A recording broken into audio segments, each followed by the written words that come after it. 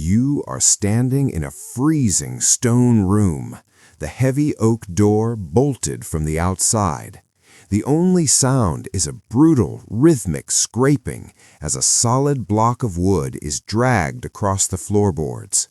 A young woman steps forward, her breathing shallow, her hands trembling as she smooths the heavy silk of her skirts. It is February 1542, deep inside the Tower of London, and you are watching her practice. The young woman lowers herself to the ground, her knees striking the cold stone. She does not weep, nor does she beg the figures standing in the shadows for mercy. Instead, she meticulously adjusts her posture, feeling for the exact curve of the wood. This is not her execution. It is a rehearsal. The woman instructing her, guiding her trembling shoulders, is not a state jailer. It is her closest confidant, forced to play the role of the headsman in the dead of night. She has begged her captors to borrow the heavy wooden block for the evening. If she cannot perfect the exact physical choreography of placing her neck upon it by dawn, her final moments will be a chaotic, agonizing spectacle rather than the clean, state-mandated end she is required to deliver. She must learn the precise angle. She must memorize the terrifying distance. The scrape of the wood, the rustle of her silk, and the desperate rhythm of her breathing fill the suffocating room. As she rests her chin against the scarred oak, she whispers that it must be perfect, because tomorrow morning the king's men will be watching. To understand why a teenage girl is obsessively practicing her own demise, we must step back from the claustrophobia of the 1540s. We must look at the terrifying bureaucratic machine that made this nightmare a legal requirement. The truth of the Tudor era is far darker than the sanitized, romanticized tragedies of fiery royal tempers and passionate jealousies. If you want to uncover the actual mechanisms of state control that history tried to bury, make sure to subscribe and follow us into the archives. Because the reality of what happened in the Tower was not a crime of passion, but a cold, hyper-calculated administrative procedure.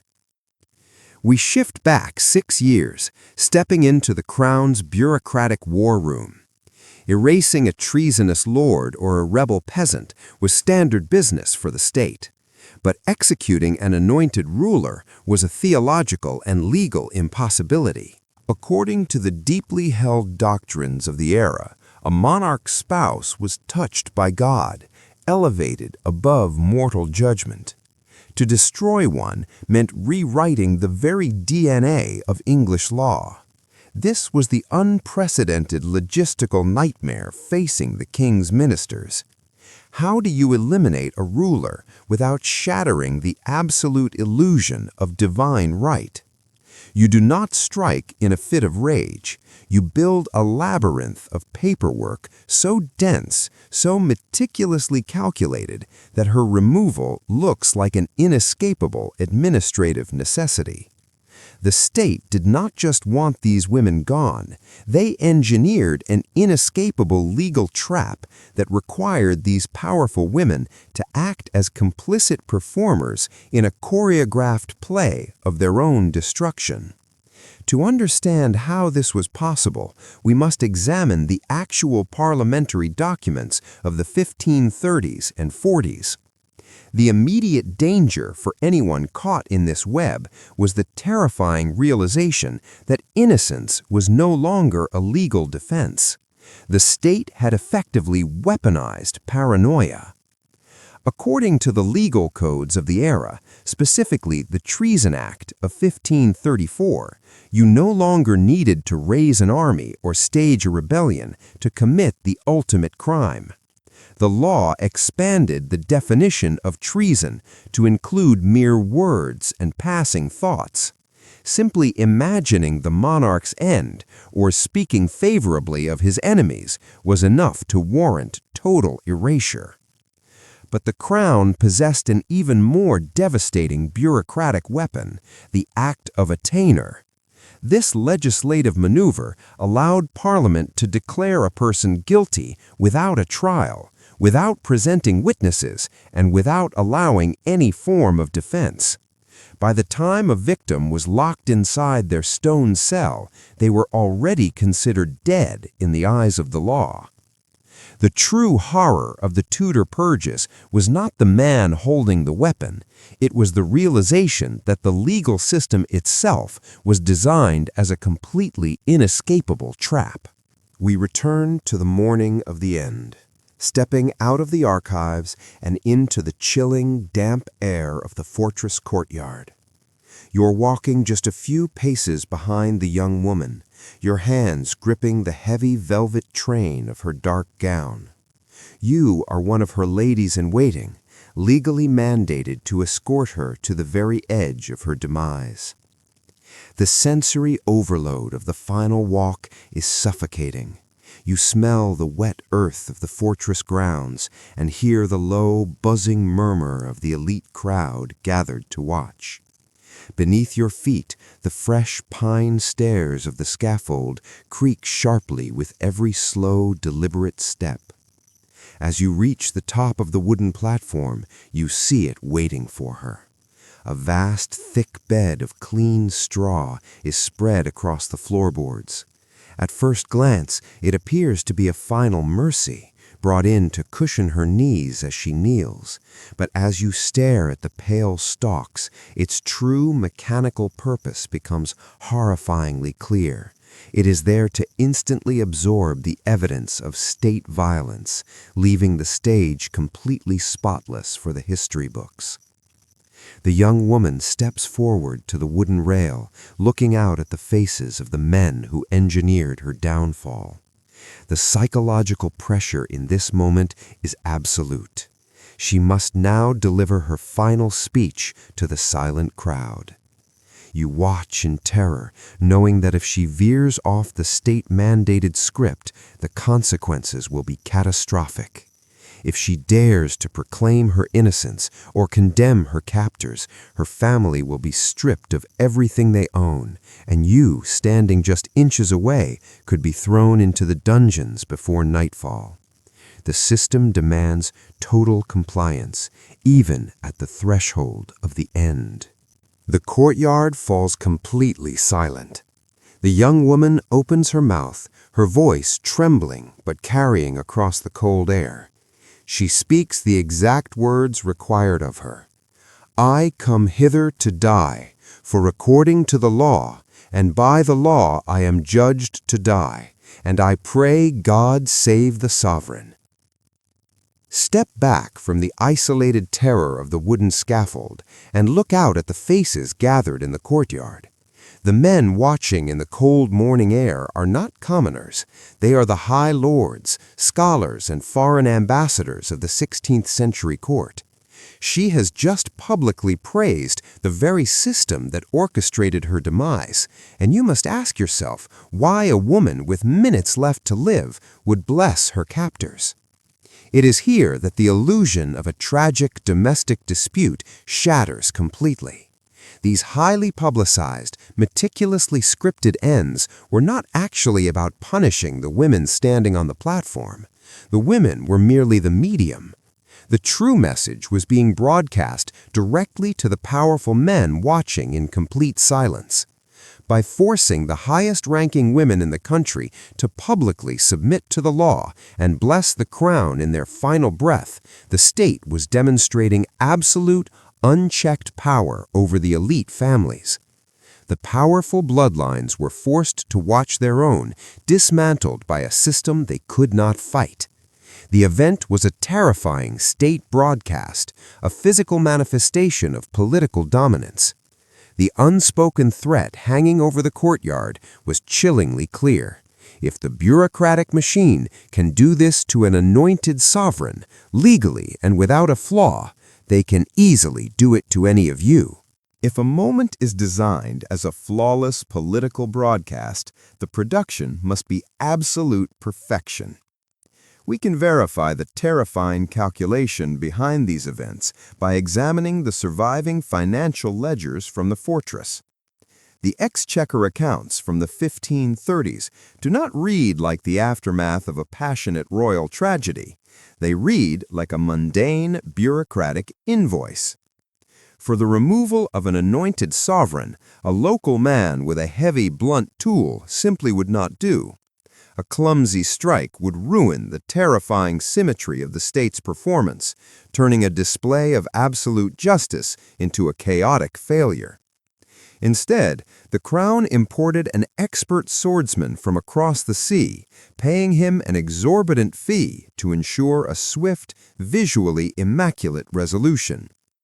But the most haunting detail hidden within these ancient records is who actually absorbed the financial cost of the violence. The crown meticulously billed the victims' own families for the price of their imprisonment and their end. The administrative machine charged them for the damp stone cell, the freshly cut timber used to build the scaffold, and the imported blade. They even invoiced the estate for the vast quantities of clean straw brought in to catch the evidence of the state's actions. It was a complete economy of erasure. The state did not just engineer your destruction, it demanded your legal compliance, and then it made you pay for the very materials used to wipe your existence from history. We fast forward into the 1550s, and the terrifying machinery of the state has only grown more efficient. You are standing on another freshly built wooden platform, and the anointed victim has just delivered her required submissive speech to the silent crowd. The public formalities are now complete, and the agonizing physical dismantling must begin. Your hands shake violently as you reach for the laces of her heavy outer gown, because protocol demands that her own ladies-in-waiting prepare her for the final moment. You pull the dark fabric away, sobbing quietly as the damp winter air of the fortress courtyard hits her fragile shoulders. She does not fight you. The system has already broken any hope of defiance. She reaches up with a piece of stark white linen and wraps it tightly over her own eyes, pulling the knot taut. In a single instant, the world goes completely black for her. The terrifying sensory shift throws everything into immediate chaos. Stripped of her sight and entirely vulnerable, she lowers herself into the vast, suffocating bed of clean straw that covers the floorboards. She extends her hands out into the freezing void, searching for the heavy wooden block she knows must be in front of her. But she feels nothing. Her hands grasp only empty air. The panic is immediate. Blinded and kneeling in the pale stalks of straw, she realizes she is completely lost on a platform built specifically for her demise. Her voice suddenly shatters the dead silence of the fortress, echoing off the ancient stone walls. "What shall I do? Where is it?" You stand paralyzed just a few feet away. The sheer trauma of the moment, combined with the rigid rules of state protocol, freezes every official on the scaffold. The masked executioner remains completely motionless. By law, he is absolutely forbidden from touching a royal victim before the final sanctioned strike. This is the ultimate horrifying contradiction of the Tudor legal machine.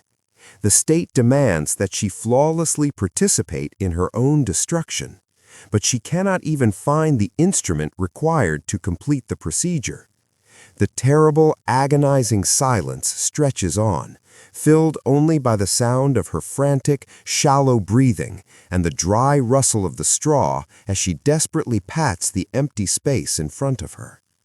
Finally, the cruelty of the legal paralysis becomes too much to bear. A shadowy figure from the edge of the platform steps forward, breaking protocol, and gently guides her trembling hands through the dark. Her fingers brush against the rough, scarred oak of the block. She exhales, pulling her body forward and lowering her head into the groove she has never seen. The executioner shifts his weight, the heavy metal of the blade catching the dull winter light as it rises high into the air. the sharp sound of the strike fades, leaving only the chilling quiet of the fortress. We step into the dim, cold light of the chapel of St. Peter ad Vincula within the tower walls, just hours after the event. The terrifying climax is over, and the emotional tension instantly deflates into a hollow, haunting emptiness. The state's machinery does not pause to mourn. It simply snaps back into relentless administrative efficiency. There are no grand royal funerals for these fallen queens, no tolling bells, and no silk-lined coffins. Instead, the immediate aftermath is handled like a mundane inventory problem. The executioner quickly strips the anointed victim of her remaining jewels and outer garments, claiming them as his customary legal right. The guards are dispatched to the fortress armory, returning not with a royal sarcophagus, but with an empty, rough-hewn elm arrow chest. The state unceremoniously shoves the remains inside. Outside in the courtyard, the vast bed of clean straw, now heavily soaked with the undeniable dark evidence of the crown's actions, is rapidly shoveled away. It is dragged out of the fortress and entirely burned, ensuring no sympathizers can claim a single dark relic. By the time the winter sun sets over London, the courtyard is completely spotless. The stage is dismantled, the accounts are settled, and the silence returns. It is exactly as the system intended, as if these powerful women never existed at all. We step out of the 16th century and stand in the modern-day Tower of London, looking down at the pristine glass memorial on Tower Green. Hundreds of years have passed, and we must confront how history chose to remember this terrifying legal machine. We replace the cold, undeniable reality of bureaucratic erasure with sanitized, digestible ghost stories. We tell tourists tales of a tragic queen wandering the dark corridors at midnight, and we frame these historical events as tragic love stories gone wrong. We blame a king's sudden fury, a rival's influence, or a simple twist of fate. We do this because the actual truth is simply too unsettling for our collective memory to accept. It is far easier to believe in a haunted Gothic castle than to look at the surviving records and admit what truly occurred. It is profound to acknowledge that a system can craft a law out of thin air, demand a confession for an act you didn't commit, and make you responsible for the very process used to end your legacy. And above all, it is striking that the state possessed the power to require you to publicly honor them as they removed you from existence. Today, a modern tour group walks casually over the exact spot where the markers once stood, snapping photographs in the afternoon sun. They leave completely unaware that the true force of the Tudor age was never the one holding the power. The true intensity was always the paperwork that justified it. If you're ready to stop accepting the sanitized myths of the past and want to uncover more erased history, click the video on your screen right now to explore the dark, hidden mechanisms of the state. We will see you in the archives.